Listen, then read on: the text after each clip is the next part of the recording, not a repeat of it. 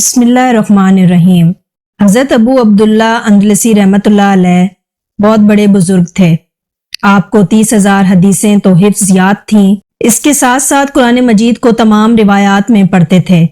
ایک مرتبہ آپ نے سفر کا ارادہ کیا، آپ کے ساتھ آپ کے سارے مرید بھی جماعت میں تیار ہو گئے، جن میں حضرت جنید بغدادی رحمۃ اللہ علیہ اور حضرت ابو بکر شبلی رحمۃ اللہ علیہ بھی شامل تھے۔ حضرت شبلی رحمۃ اللہ علیہ نے فرمایا کہ ہمارا قافلہ خدا تعالیٰ کے فضل و کرم سے نہایت امن و امان کے ساتھ منزل مقصود کی طرف جا رہا تھا۔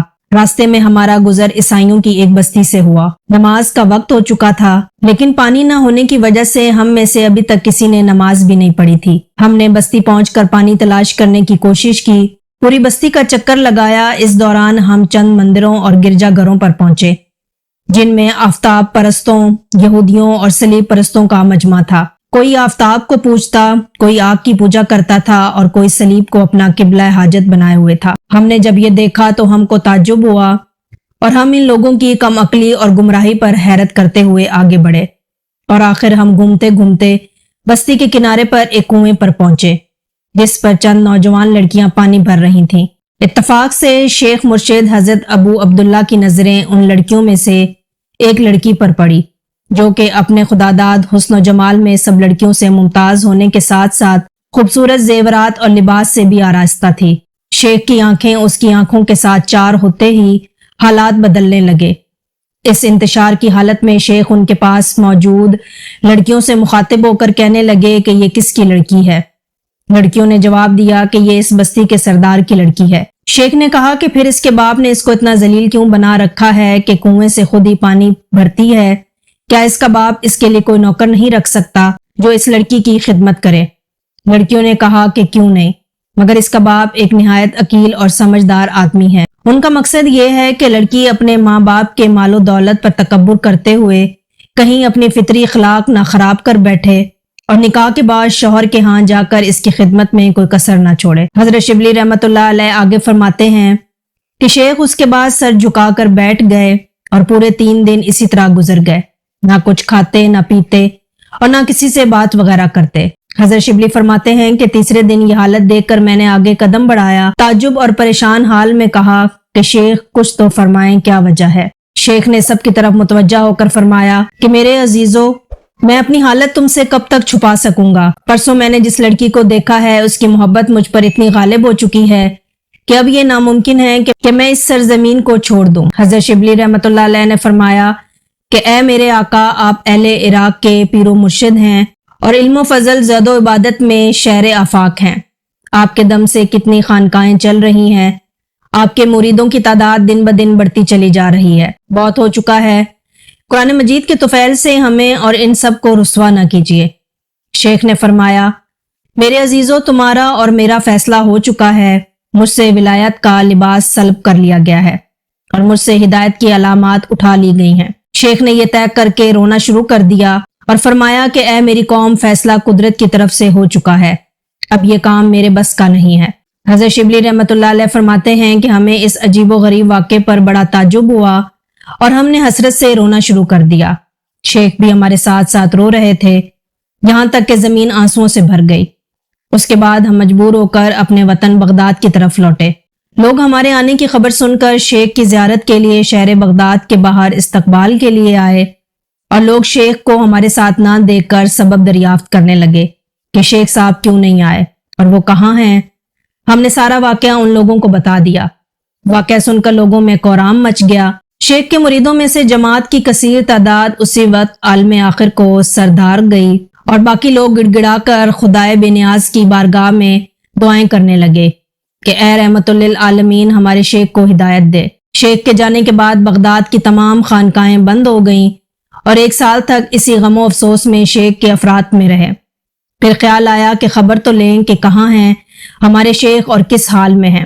چنانچہ ہماری ایک جماعت نے شیخ کی طرف سفر کیا اور اس گاؤں میں پہنچ کر وہاں کے لوگوں سے شیخ کا حال دریافت کیا تو گاؤں والوں نے بتایا کہ وہ تو جنگل میں خنزیر چرا رہے ہیں۔ ہم نے کہا کہ خدا کی پناہ، یہ کیا ہو گیا ہے؟ گاؤں والوں نے یہ بتایا کہ شیخ نے سردار کی لڑکی سے منگنی کرنا چاہی تو اس کے باپ نے اس شرط پر منظور کی کہ وہ جنگل میں خنزیر چرایا کرے گا۔ اس لیے چنانچہ شیخ خنزیر چرانے کی خدمت پر مامور ہے۔ ہم یہ سن کر ہکا بکا ہو گئے اور غم سے ہمارے کلیجے پھٹنے لگے، آنکھوں سے بے ساختہ آنسوں کا طوفان امٹنے لگا۔ بامشکل ہم اب اپنے دل تھام کر جنگل میں اس جگہ پہنچے جہاں شیخ خنزیر چرا رہے تھے۔ ہم نے دیکھا کہ شیخ پر نصارہ کی ٹوپی ہے اور کمر میں زلنار باندھی ہوئی ہے اور اس لاٹھی پر ٹیک لگائے ہوئے ہیں، خنزیروں کے سامنے کھڑے ہیں اور جس لاٹھی سے واعظ و خطبے کے وقت سہارا لیا کرتے تھے۔ شیخ کی اس حالت نے ہمارے زخموں پر نمک پاشی کا کام کیا۔ شیخ نے ہمیں اپنی طرف آتے دیکھ کر اپنا سر جھکا لیا۔ ہم نے قریب پہنچ کر السلام علیکم کہا۔ شیخ نے دبی ہوئی آواز میں وعلیکم السلام کہا۔ حضرت شبلی نے شیخ کی مزاج پرسی کی اور حال احوال دریافت کیا۔ حضرت شبلی نے فرمایا کہ شیخ محترم، اس علم و فضل اور حدیث و تفسیر کے ہوتے ہوئے بھی آج آپ کا یہ حال ہے۔ شیخ نے فرمایا کہ میرے بھائیوں، یہ میں نے اپنے اختیار سے نہیں کیا، میرے مولا نے مجھے جیسا چاہا ویسا ہی کر دیا، اور اس قدر قریب بنانے کے بعد جب چاہا مجھے اپنے دروازے سے دور پھینک دیا، اور اس کے فیصلے کو کون ٹال سکتا ہے؟ اے میرے عزیزو، خدائے بے نیاز کے قہر اور غضب سے ڈرا کرو، اپنے علم اور فضل پر غرور نہ ہو۔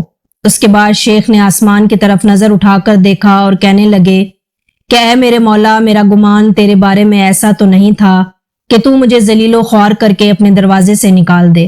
یہ کہہ کر رونا شروع کر دیا۔ شیخ نے آواز دے کر کہا کہ اے شبلی، اپنے غیر کو دیکھ کر عبرت حاصل کرو۔ حدیث میں ہے کہ یعنی نیک بخت وہ ہے جو دوسروں کو نصیحت کرے۔ حضرت شبلی نے رونے کی وجہ سے لہراتی ہوئی آواز میں کہا کہ اے پروردگار، ہم تجھ سے ہی طلب کرتے ہیں اور تجھ سے ہی استغاثہ کرتے ہیں، ہر کام میں ہم کو تجھ پر ہی بھروسہ ہے، ہم سے اس مصیبت کو دور فرما، اس مصیبت کو تیرے سوا کوئی دور کرنے والا نہیں ہے۔ خنزیر ان کا رونا اور ان کی دردناک آواز سنتے ہی سب کے سب وہیں جمع ہو گئے اور زمین پر مرغ بسمل کی طرح تڑپنا اور چلانا شروع ہو گئے۔ چنانچہ یہ میدان حشر کا نمونہ بن گیا۔ ادھر حضرت شیخ حسرت کے عالم میں زارو قطار رو رہے تھے۔ حضرت شبلی نے فرمایا کہ شیخ، آپ حافظ قرآن تھے اور قرآن کو 7 قرات سے پڑھا کرتے تھے، اب بھی اس کی کوئی آیت یاد ہے؟ شیخ نے فرمایا کہ مجھے قرآن کی 2 آیت کے سوا اور کچھ یاد نہیں رہا۔ پہلی آیت جس کا مفہوم یہ ہے کہ جس کو اللہ ذلیل کرتا ہے اس کو کوئی عزت دینے والا نہیں ہے، بے شک اللہ جو چاہتا ہے وہ کرتا ہے، اور دوسری آیت جس کا مفہوم یہ ہے کہ جس نے ایمان کے بدلے میں کفر اختیار کیا تحقیق وہ سیدھے راستے سے گمراہ ہو گیا۔ حضرت شبلی نے فرمایا کہ اے شیخ، آپ کو 30,000 احادیث یاد ہوتی تھیں، اب بھی ان میں سے کوئی حدیث یاد ہے؟ شیخ نے فرمایا کہ ایک حدیث یاد ہے، اور وہ یہ ہے کہ جو شخص اپنا دین اسلام بدل ڈالے اس کو قتل کر ڈالو۔ حضرت شبلی فرماتے ہیں کہ ہم نے شیخ کا یہ حال دیکھ کر ان کو وہیں چھوڑا اور واپس بغداد کی طرف آنے لگے۔ ابھی ہم 3 منزل ہی طے کر پائے تھے کہ تیسرے روز اچانک شیخ ابو عبداللہ کو اپنے آگے دیکھا کہ نہر سے غسل کر کے نکل رہے ہیں اور بآواز بلند شہادتیں اشہد اللہ الہ الا اللہ و اشہد ان محمد رسول اللہ پڑھتے جا رہے تھے۔ اس وقت ہماری خوشی کا اندازہ وہی شخص لگا سکتا ہے جس کو مصیبت سے پہلے ہماری مصیبت اور حسرت و غم کا اندازہ ہو۔ حضرت شبلی فرماتے ہیں کہ شیخ نے قریب پہنچ کر مجھ سے کہا کہ پاک کپڑے دو۔ کپڑا لے کر سب سے پہلے نماز کی نیت باندھی اور ہم منتظر رہے کہ شیخ نماز سے فارغ ہوں تو باقی کا واقعہ سنیں۔ تھوڑی دیر بعد شیخ نماز سے فارغ ہو کر ہماری طرف متوجہ ہو کر بیٹھ گئے۔ حضرت شبلی فرماتے ہیں کہ ہم اس خدائے قدیر و علیم کا 1000 بار شکر گزار ہیں جس نے آپ کو ہم سے جدا کر کے پھر ملوایا اور ہماری جماعت کی رونق بکھر جانے کے بعد پھر درست فرما دی۔ آپ ذرا بیان تو فرمائیے۔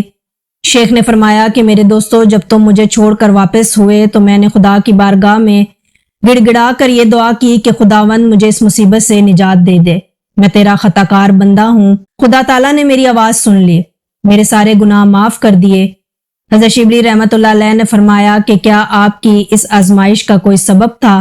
حضرت شیخ نے فرمایا کہ ہاں، جب ہم گاؤں میں اترے اور بت خانوں اور گرجا گھروں پر ہمارا گزر ہوا تھا، آتش پرستوں اور بت پرستوں کو غیر اللہ کی عبادت میں مشغول دیکھ کر میرے دل میں تکبر اور بڑائی پیدا ہو گئی تھی کہ یہ کمبخت کیسے جاہل اور احمق ہیں کہ بے حسوں اور بے شعور چیزوں کی پرستش کر رہے ہیں۔ مجھے اسی وقت غیب سے آواز آئی کہ یہ ایمان اور توحید جو کچھ بھی ہے تمہارا ذاتی کمال نہیں ہے، یہ سب کچھ ہماری توفیق سے ہے۔